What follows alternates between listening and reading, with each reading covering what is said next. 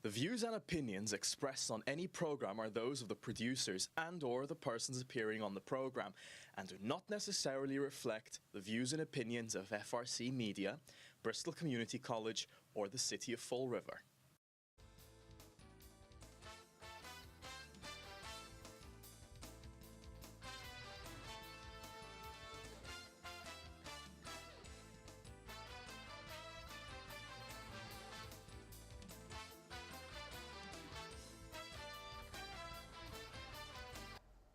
Well, welcome out there once again. Always nice to have you out there watching, and always a pleasure to be here in the studio. Matter of fact, I just came from a presentation at the Spencer Borden School in regards to cable TV. The cable TV contract in Fall River will be expiring 2019. It's supplied by Comcast, and well, the presentation, there's a number of them, was in regards to what the City of Fall River can get out of a contract, or the new contract with Comcast. Comcast takes in a lot of money, millions of dollars, hundreds of millions, actually. It's amazing. They said there were about 27,000 subscribers in the City of Fall River at an average of $114 per month. For 12 months times 10 years, when you do that math, you come up with hundreds of millions of dollars. So it might be a good idea to get involved. The mayor is going to be apparently in charge of the negotiation with Comcast, with other people involved. So keep an eye on it, because it's your money, and cable TV is expensive. Believe me. Right, Gabe? Absolutely. Gabe Andrade, former school committee. We're just talking about that. Right. It is expensive if you don't want just the basic. You want a little bit more, you pay for every little package you get. And I believe you can't just, if you want a specific channel, you may not be able to get it. You may have to get it in a package deal. So you may get 3 other channels that you really have no interest in watching. But so you could have 200 channels and watch 3. It could be. And pay for 200. Could be. So what do you have Comcast? Yes. You happy with your service, or is it the bill? The bill is the main thing. The service is good for the most part. You get a good picture on the TV. The computer works fine. We still have a phone at home. So you get the telephone, computer, right, and TV. Right, and if there is a problem, they're generally responsive. So in terms of the service, I don't have a problem. High definition yes, we picture? do have the high definition channels. Yes. Now, do you have any special channels, like History Channel? We do have that. There are quite a few. We add some sports channels. I used to like watching soccer, and I had a couple of channels with soccer. You could get well, let me ask you this: they're going to have the World Cup. It's being played in Russia this year, June and July. Will you be able to get that on your TV? Well, they will most likely put that on a channel that most people can see. You know, when I was talking about watching soccer, I was talking about getting I understand, games from Spain. But when those games are played, will you be able to? Oh yeah, I should be able to. Yes. No additional payment or anything like that. You'll be watching. No, I should be able to get it. It's we've come a long way in terms of soccer broadcasting from the days when you got the final game of the World Cup on Wide World of Sports, and that was it. Yeah. Some of the games, well, especially if the United States is involved. I don't know if are they. No, the United States. They get knocked out. Yeah, it was very disappointing. Oh yeah, didn't they get defeated 2-1 or something? Right, it was in Trinidad, and Trinidad was not a very strong team. Yeah. And it was one of these situations where there were several scenarios. that the United States could actually tie And win, and go through Go and forward. qualify. but they lost. A team a team won that nobody expected to win. You know, other than that, that impacted the final standings, and so every possible scenario that They would failed. take the U.S. out of the cup occurred. Wow. So, because if the United States was in the World Cup, chances are you get more televised games of the United States. Most likely, yeah. Actually, I think that they televise most of them, probably all of them, are televised at some point or another. You may have conflicting channels or whatever, but most of the games, I believe, are televised. Oh, don't forget, you'll be dealing with Putin. Oh. He's not happy with the United States. He might be at the switch. Well, he won't have to worry about the United States being in it, at least. No, but broadcasting to the United States. He might say, well, you know, they're complaining that I interfered with their election. I'm going to. Interfere with broadcasting the World So Cup. everybody's looking, you know, and they can't watch the games. It could be. Who knows? If you can do one, you can do the other. Well, let me, before I forget, let me make the announcement once again. May 28th, that's Memorial Day, and at 11:30, we'll be at the Miller Monument. That's at the intersection of Shove and South Main Street. We'll be there at 11:30. Annual ceremony commemorating Miller, Corporal David Miller, that the monument is named after, and all the veterans who served in World War II in the South End and throughout the city. So we'll be at that monument, and just a little background. Corporal David Miller was in the Philippines when the Philippines were invaded by the Japanese. He was captured at the Battle of Bataan, and him and thousands of others were placed on the so-called infamous Bataan Death March, which it was. Many thousands died, not only Americans, but a lot of Filipinos too, who were fighting on the American side against the Japanese invasion. They were marched off to prisoner of war camps. Thousands of them died on the way. And when I say died, I should use the term murdered. They weren't given any water or food. Some were bayoneted, shot. It's terrible. So we'll be there anyway to commemorate that. And David Miller's body was never returned to the United States. My understanding of a priest long ago from St. Patrick's Church blessed that ground. It's David Miller's symbolic resting place, and it's consecrated ground. It was blessed. So we'll be there. And I know Gabe usually show up for that ceremony. I haven't been in recent years, but I have been there. It is. He was one of ours, Fall River man, and one of the first Americans killed. I would assume. Yeah. We'll have. I spoke to Joanne Brault today, and she's going to film. So she'll be there with her own camera. She'll film the ceremony. Sadly, Phil Sabatino, who used to be there every year, died. So that was a sad day.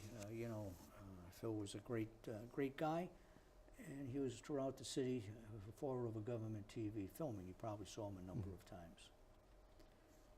So we've got the cable contract that's going to be negotiated, but that's not until 2019. What do you think about the confusion somewhat of the Fall River Charter, and in regards to a number of the committees? Did you get a clearer picture?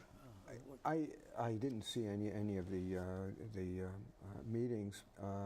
Unfortunately, I haven't had a chance to read the charter, but it seems to me. Did you watch the city council meeting? No, I Someone did told not. me that Councilor Liberty LeBeau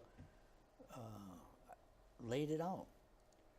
And her, I mean, I don't know, her interpretation or her explanation was pretty much accepted by the rest of the council. Did you? I heard it on the radio, a little bit on the radio, where she enumerated essentially what positions or who would make the appointments, and the mayor would make 2 appointments, the city council would make 2 appointments to this committee, and I forget who else. They were supposed to be City council president? I'm not sure whether the city council president. I imagine so, it seemed pretty well. It seemed like she was pretty well organized in how she presented it. Then I heard something else where Joe Camara, another member of the city council, had some sort of a problem with it, but I didn't catch the whole thing. So was it a resolution of hers, or was it just a discussion? A clarification? I thought it was just a discussion, but it wasn't clear from the radio. Now there was one person, I forget his name, who appeared before the council, citizens input time, and I guess what he was saying is that the charter pretty much indicates that you can't have a city official sitting on a board. Correct. And not only that, if you are sitting on one board, then you cannot be named to a second board. Because that's been a situation where you have one person sometimes on 2 or 3 boards. Correct. And in fact, I think again, I just caught this while I was traveling from one place to another. This is another day, late last week, I believe it was. They on one of the talk shows on the radio, they had Augie Venice, I think, who was involved with the charter, and he gave some example. What's his name? Augie Venice. Oh yeah, that's the one who made the citizens input. I caught one of his presentations. And he was giving an example of someone who's several, I think it was 3 different people, who all had some tie to each other, and they sat on 2 or 3 different boards, the 3 of them, which seems like you have a block now that would control anything on those 3 boards. But that is not permissible. Correct. And this is what he was saying. The intent of the charter was to spread it around a little bit, so different people would be in a position in a decision-making position, and different boards, and you wouldn't have that block that would control everything in a number of different boards in the city. Now he also mentioned, he brought up a good point in regards to the background of people who were being appointed, that the city council shouldn't just stamp approval. But if they are given a name, they should be given somewhat of a resume. That makes some sense. Otherwise, you have someone who was on the board of, let's say it's cable TV, and has absolutely no expertise in the area whatsoever. So how do you make a good decision concerning? Well, that's a question I brought up tonight at the presentation at the Spencer Board and School in regards to background of people who are going to negotiate a new cable contract, that if they don't have the expertise or background of some sort, then how can they sit across hardened Comcast negotiators? Yeah, plus they throw out some mumbo jumbo about this, that, or the other thing, and you have no idea what this means. So yeah, that now the of course the new charter is in effect. The people approved it. Did you get a chance to review the charter? No, not at all. Just I just saw a couple of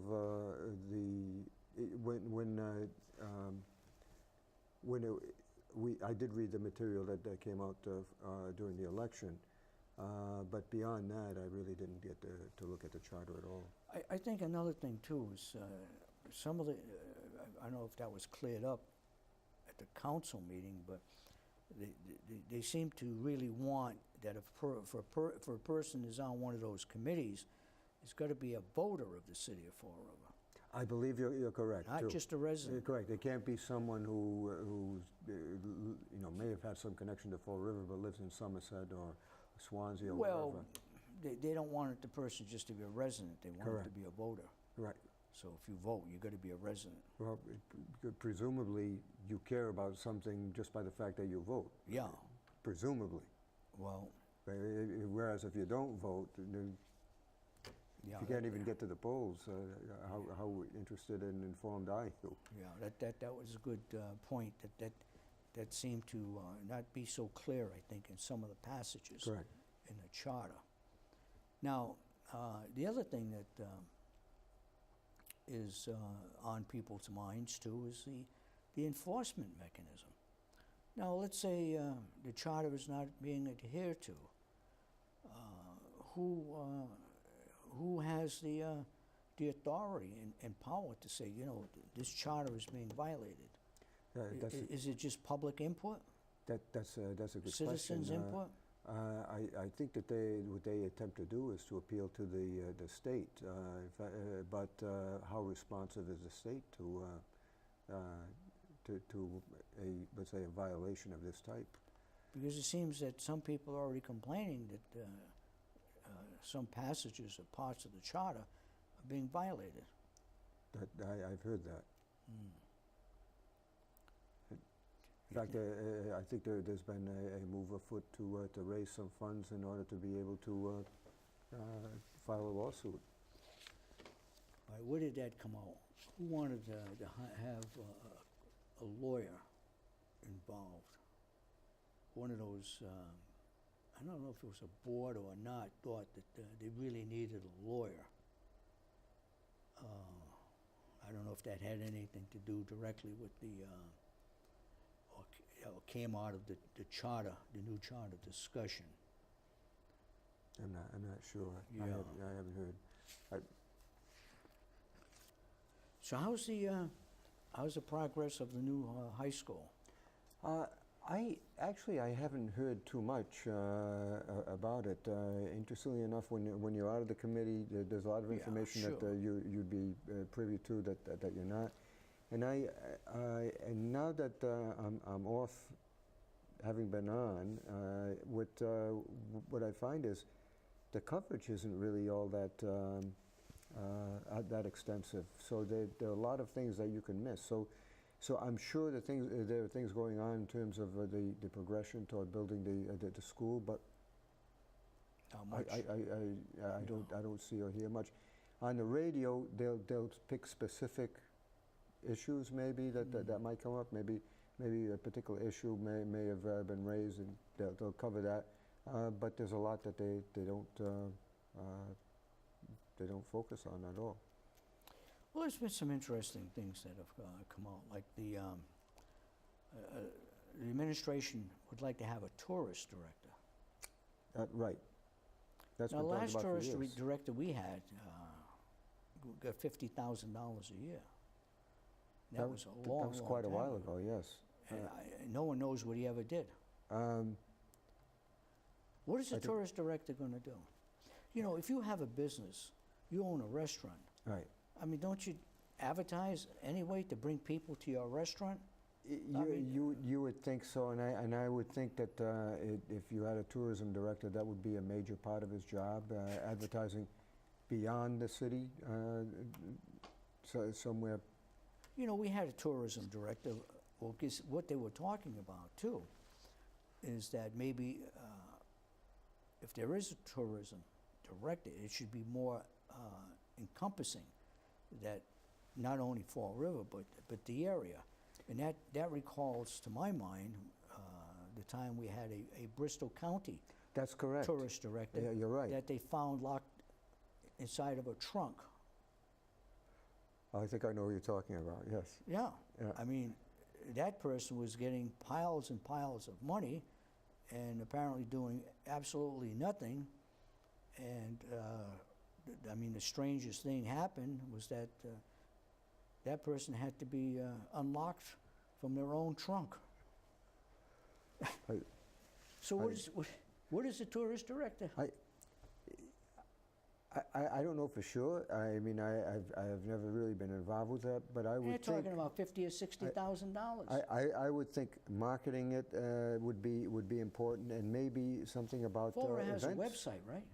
I So would- if you yes. live in Louisiana and you have an idea to come up into this area, I mean, wouldn't the first thing you would want to do is to look at Fall River's website? Probably, probably. Isn't that our 24-hour-a-day tourist director? Or do we need a human being? I don't know. Honestly, I don't know. It bears discussion. That's for sure. Well, the interesting part is that it stretched from just the presentation of having a tourist director, but the tourist director would also get involved with economic development. To some extent, you would think it would be a part of economic development. No question. Is this just another ploy to get rid of the Fall River FROED, Fall River Office of Economic Development? We have the Redevelopment Authority. Correct. That's a board. Correct. Those members are a board like the zoning board, licensing board. Those members are chosen by the mayor. Correct. And then FROED services that board because that that's- board has, no funds, no ability in a sense. It needs help. Right. Well, the mayor. Is that just another ploy to get rid of?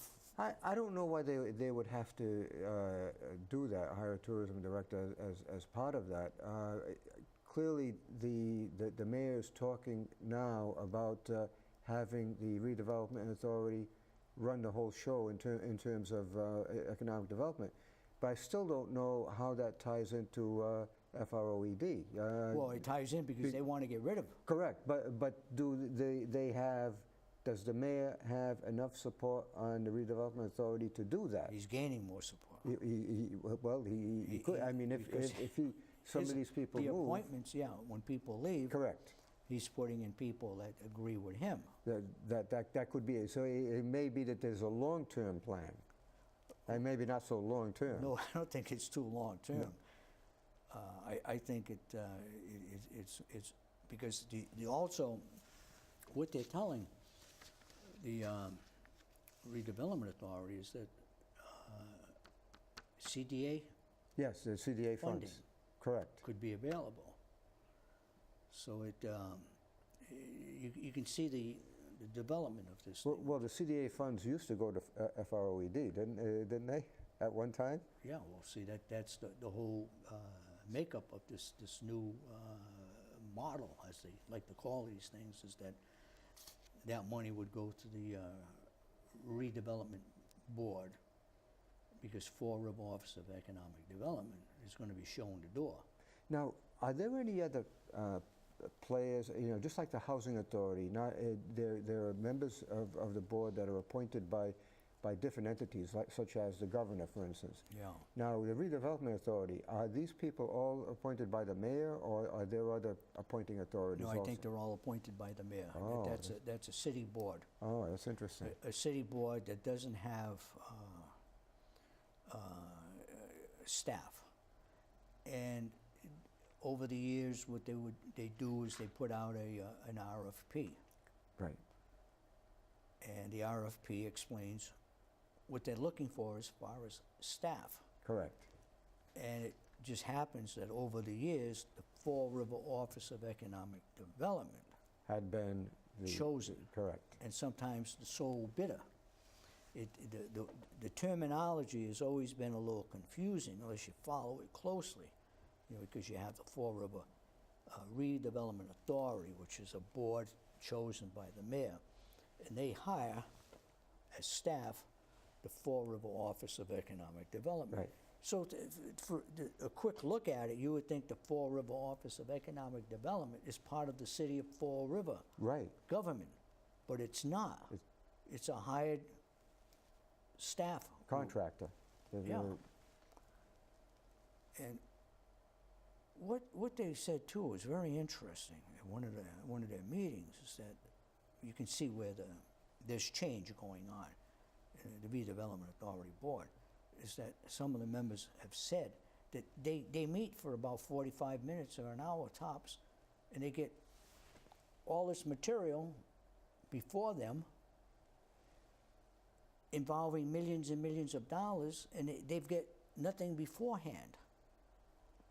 And what they want to do is they want to have someone, part of their board, who they can contact and get more information, not from month to month, but whenever they want. So that, you can see the leaning toward more in-house, sixth-floor control. What do you think of that? Well, it's hard to say. I mean, that's the way every other board in the city works. And just like with everything else, if the man at the top is, or man or woman at the top, is doing a really good job, is a pretty reputable person, then it's fine. And if that the person at the top is not a very reputable person, then Well, the other you've got a thing that problem. was interesting, these TIFs that they Yes. give out to businesses that are going to create jobs, Correct. and they're going to buy a piece of property and do some development. TIFs are supposedly have to be applied for first. Well, the chief administrator saying that, well, they should go talk to the mayor. Now,